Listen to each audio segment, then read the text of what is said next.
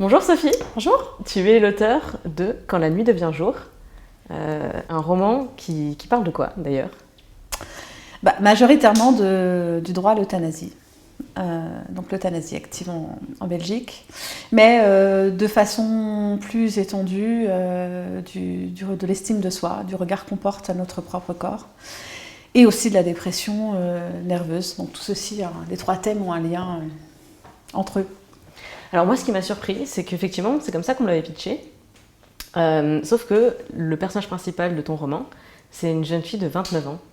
Et autant je comprends totalement le combat pour l'euthanasie active, tout ce qui touche à la fin de vie, tous ces débats, quand on parle de cancer, de maladies incurables, des choses comme ça, autant pour une fille de 29 ans, ça m'a choquée. Et je voudrais vraiment savoir d'où est venue l'inspiration. En fait, tu viens de donner la réponse. C'est parce que ça m'a choquée aussi. Terriblement. Je me souviens quand la loi pour l'euthanasie est passée en 2002 en Belgique, je trouvais que c'était une super avancée, j'étais super pro, vraiment. Et puis un jour j'entends parler de 50 euthanasies pour troubles psychiques par an en Belgique. Et je définis donc les troubles psychiques et parmi eux la dépression. Et puis je ne sais pas si tu te souviens, quelque temps une jeune flamande a fait la une des journaux, pas 29 ans, 24 ans, et qui explique pourquoi elle demande l'euthanasie. Et là je suis absolument horrifiée, limite révoltée et dans l'incompréhension totale. Et je me rends compte dans ma réflexion, malgré moi je me dis, depuis quand la dépression est une maladie? Et dès l'instant où je me suis posé cette question, je me suis dit qu'il allait falloir à tout prix que je creuse. Donc j'ai creusé pour comprendre, j'ai compris que si je ne comprenais pas, c'est que je ne suis pas moi-même malade, donc je suis incapable de me mettre à la place de cette jeune fille, et je voulais apprendre. C'est très très bête, mais c'est pas du tout le genre de livre que j'écris, c'est un livre qui est très égoïste. Je voulais le faire pour grandir, pour apprendre, pour comprendre également. Je n'ai pas tout compris, mais je crois que j'ai ouvert mon esprit, et ça fait vachement de bien. Qu'est-ce que tu as compris en fait? Quelles sont des leçons que tu as retirées? Tu as fait des rencontres? Ouais, j'ai fait des rencontres. Alors, j'ai eu énormément de témoignages de jeunes filles qui sont passées par des dépressions profondes. Et ce qui m'intéressait, c'était la dépression qui vient de la mésestime de soi. C'était surtout ça qui m'intéressait. Et on se rend compte que les femmes, et je parle que des femmes, parce que bien sûr les hommes vivent cette mésestime de soi, hein, mais je vais parler que de ce qui me concerne. Nous, les femmes, on peut se faire une vraie déprime parce qu'on n'est pas rentré dans le 38 habituel, parce qu'on a trop de cernes, parce qu'on n'a pas assez de seins, parce qu'on en a trop, on est trop maigre, on est trop grosse. Le regard des autres, le magazine jeté sur une table chez le médecin, le défilé de mode, le dernier article, genre les grosses sont tendance, très bien, super, et les maigres, on en fait quoi, on les fout en l'air. Voilà, et on vit tout ça, on est agressé perpétuellement par ça. Constante. Et donc du coup, je me suis dit, ok, il est temps de comprendre pourquoi cette image qu'on nous renvoie nous affecte au point où on déteste notre corps. Et le message, c'était, elle est fille, la mésestime de soi tue. Voilà jusqu'où on peut aller dans l'extrême. Donc c'était important pour moi de débattre sur ce sujet. C'est un véritable coup de gueule. Tu es belge ou tu as des liens en Belgique? Ah non, pas du tout. D'accord. Pas du tout. Pas du tout. J'avais le choix entre traiter de l'euthanasie active ou du suicide assisté, qui sont deux notions totalement différentes, légalement différentes. J'ai choisi de traiter de l'euthanasie active, parce que ce qui était intéressant là-dedans aussi, c'était la démarche. Hein, comment ça se passe médicalement, qui décide, comment on fait la demande, et puis comment ça se passe ensuite. Et puis surtout parce que j'ai été inspirée de ce fait, de cette jeune femme qui se faisait donc appeler Laura et qui a demandé une euthanasie pour dépression. C'était quand ce fait divers, tu te souviens? C'était l'année dernière, c'était en 2015. 2015. Mais alors du reste, il me semble qu'elle n'est pas allée jusqu'au bout. J'ai cru voir passer un article... dont je ne citerai pas le nom et qui est peut-être pas fiable, il vient du net, donc je ne sais pas précisément. Mais 2015, c'est aussi le moment où la loi sur la fin de vie était en discussion en France, Ouais. Et elle n'est pas passée. Tu avais suivi ça un peu? Ouais, tout à fait. T'as un avis sur la question? tout à fait. Je sais pas. Alors personnellement, bien sûr, j'ai un avis sur la question. Je pense qu'on devrait tous avoir le droit de mourir dans la dignité. On devrait tous avoir le droit de s'éteindre comme on le veut.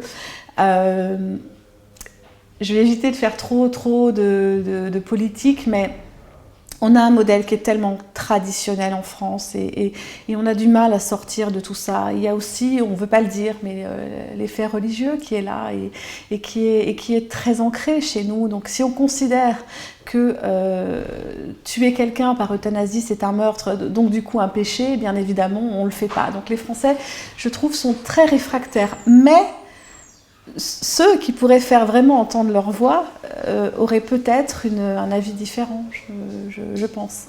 Mais je crois qu'on a tous le droit, on devrait tous avoir le droit de mourir de la façon qu'on l'entend, du moment que ça ne met pas en danger quelqu'un d'autre. Alors c'est intéressant parce qu'à t'écouter, tu parles de la pression sociale extrêmement forte sur l'image de la femme. Et donc dans le débat public, de la pression sociale aussi, des différentes valeurs qui entrent en conflit. Dans l'histoire, il y a toute la partie pression sociale sur le personnage, mais il n'y a pas toute la pression des valeurs sur son choix. Il n'y a que la pression familiale. Là aussi, tu as eu des témoignages de famille ou des... Essentiellement.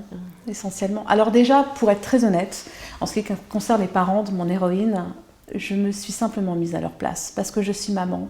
Et que si ma fille venait m'annoncer « Maman, voilà, mon corps a l'air d'aller bien, mais ma tête va mal et je veux mourir parce que je ne fais pas partie de ce monde », je crois que je me battrais jusqu'au bout. Je crois que je la harcèlerais pour qu'elle change d'avis. Parce que c'est pas tolérable pour un parent qui ne voit pas le corps de son enfant se détruire. Parce que c'est bien là le problème. La maladie de Camille ne se voit pas. Elle la vit personnellement. Et même si eux savent qu'elle a connu des difficultés, puisque j'ai tour à tour parlé de boulimie, d'anorexie, de tentative de suicide, enfin, elle a quand même un passif derrière, mais les parents, je me suis mise à leur place. Maintenant, pour ce qui est des témoignages, j'ai eu des témoignages de gens qui sont totalement révoltés par l'idée même qu'un dépressif puisse être euthanasié. J'ai eu des témoignages de dépressifs, de graves dépressions qui ont failli passer le cap à travers une tentative de suicide et qui finalement se sont raisonnés, c'est pas le terme parce qu'il ne s'agit pas de se raisonner, qui avaient simplement une résilience plus forte. Et donc, qui ont réussi à s'en sortir. Et j'ai eu toutes sortes de témoignages. Et pour moi, il fallait que ce livre, même si c'est une fiction, sonne extrêmement vrai. Je voulais que la personne dépressive ne sente aucun jugement de ma part, quel que soit son choix. C'est pas le sujet. Le sujet n'était pas de dire « Allons-y, l'euthanasie devrait être légalisée ». C'est pas ça. Non, non, non. Je parle d'une jeune femme qui a pris cette décision, qu'on la comprenne ou pas, c'est son droit, et j'explique sa démarche. Tu sais, d'habitude, quand je lis un livre, ça m'arrive très souvent de feuilleter d'aller dans les dernières pages parce que j'aime pas attendre pour savoir ce qui se passe. Et en fait, la façon dont tu déroules le récit, c'est tellement juste que j'ai pas pu faire ça, j'ai pas pu tricher comme je fais d'habitude. J'avais une question à propos de la dédicace que tu fais au début du livre. Pour cette conversation et pour m'avoir aidé, merci. Est-ce que tu peux nous raconter de quoi il s'agit ou c'est secret? Non, c'est pas secret du tout. Ce livre, j'avais envie de l'écrire et je ne pensais pas être capable de l'écrire. Parce que, en tant que femme, ça remuait énormément de choses. Parce que je n'ai pas écrit sur ce sujet innocemment. Je l'ai dit, on a toutes une mésestime de soi plus ou moins profonde. Donc je l'ai vécu personnellement, il m'arrive encore de la vivre. Et je m'étais dit, je vais tomber dans le bateau si je fais un truc comme ça. Et je me suis épaulée d'un ami donc, qui est romancier et qui est aux antipodes de ce genre de littérature. Et je voulais que ce soit un homme. Parce que je voulais un vrai retour sur notre image, je voulais une vraie impression. Et il y a bien des fois où j'étais convaincue de ne pas pouvoir aller jusqu'au bout. Et il m'a soutenue jusqu'à la fin. Il est allé contre ses habitudes de lecture pour lire un genre qui ne lui correspondait pas. Et moi, j'ai eu le plaisir et l'encouragement de le voir tomber dans le piège de la lecture. C'était très important pour moi de les remercier, parce que je pense que s'ils n'avaient pas été là, je n'aurais pas écrit ce livre de la même façon. Coucou. Toujours à propos du processus d'écriture, alors je sais qu'un comédien, pour se mettre dans la peau d'un personnage qui souffre, ça peut être une souffrance aussi.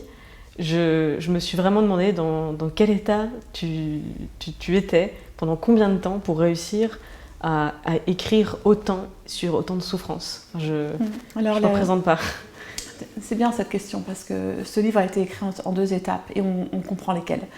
La première est une biographie de mon héroïne, et ça a été la partie la plus courte, mais la plus difficile. Lorsque j'ai terminé la dernière phrase de cette partie, où donc elle annonce la date prévue pour son euthanasie, j'ai posé le livre et j'étais à bout de souffle. Parce que je me suis rendu compte que parmi les témoignages reçus, il y avait quand même beaucoup de moi là-dedans. Il y avait aussi mes craintes, mes névroses, plus jeunes, plus âgées. Et je me suis dit, je peux pas, j'y arrive pas, c'était trop difficile, ça nous met en phase à des choses extrêmement douloureuses. J'ai laissé ça de côté. C'est là que le fameux ami en décembre est intervenu, c'est que j'avais arrêté d'écrire. Et puis mon adorable éditeur m'a fait remarquer en janvier que ça serait quand même bien, parce que la deadline était bientôt. Et en fait, la dernière partie de ce livre a été écrite en 1 mois et demi. Ça a été donc la plus facile, parce qu'on entrait dans la fiction, alors qu'auparavant, j'entrais dans la vie de gens qui existent. C'est une réalité. La jeune fille qui a témoigné sur l'anorexie m'a bouleversée. Je ne l'ai pas vécue, j'étais extrêmement remuée. C'était sa vie. La boulimie, c'était la vie d'une autre. La dépression, la vie d'encore une autre. Donc, tu vois, ça n'a plus la même notion quand tu racontes une fiction entre 2 personnages et quand tu racontes la vie d'autres personnes. Et oui, j'ai eu besoin de souffler souvent pendant cette écriture. Est-ce que tu dirais que c'est un roman engagé ? Oui, c'est un roman engagé, totalement. Je m'adresse aux femmes, j'ai envie qu'elles se réveillent, j'ai envie qu'elles se regardent autrement, et j'ai envie qu'elles voient combien ça peut être destructeur de ne pas s'aimer. J'ai envie qu'elles prennent ce livre comme une belle leçon de vie, finalement. Même si je suis loin d'avoir tout dit, ou je suis loin d'avoir mis les mots exacts sur la dépression. En fait, le message est beaucoup plus positif que la 4e de couverture pourrait le laisser suggérer. C'est ce que tu dis ? Oui, tout à fait. C'est rigolo de voir les gens qui prennent le livre et qui le reposent comme si ce dernier les avait brûlés, parce que le sujet a l'air extrêmement lourd. C'est vrai qu'il est lourd, mais c'est un message de respect, de dignité, et qui pour moi, quelque part, est extrêmement positif. Puisqu'on entre dans la vie d'une jeune femme, on voit sa démarche, et le but du jeu, c'est de comprendre. Donc si on est un petit peu curieux et qu'on ouvre ce livre, on se rend compte qu'il n'y a rien de morbide dans ce que je décris. Merci beaucoup, Sophie Jomain. Merci. Donc, Quand la nuit devient jour, chez les éditions Pygmalion, que je recommande chaudement à tout le monde. Merci. Et brille. C'est vrai que je m'étais posé la question du dessin de la couverture, qui effectivement a ce message positif. Ce que tu viens de dire, quoi. C'est l'idée de s'envoler vers quelque chose de meilleur, et c'est le message de ce livre, quel que soit l'aboutissement. Super. Merci. Merci beaucoup. Donc bonjour, on est avec Stéphane Michaka, l'auteur de Cité 19, qui est sorti aux éditions Pocket Jeunesse le 7 octobre dernier, donc 2015.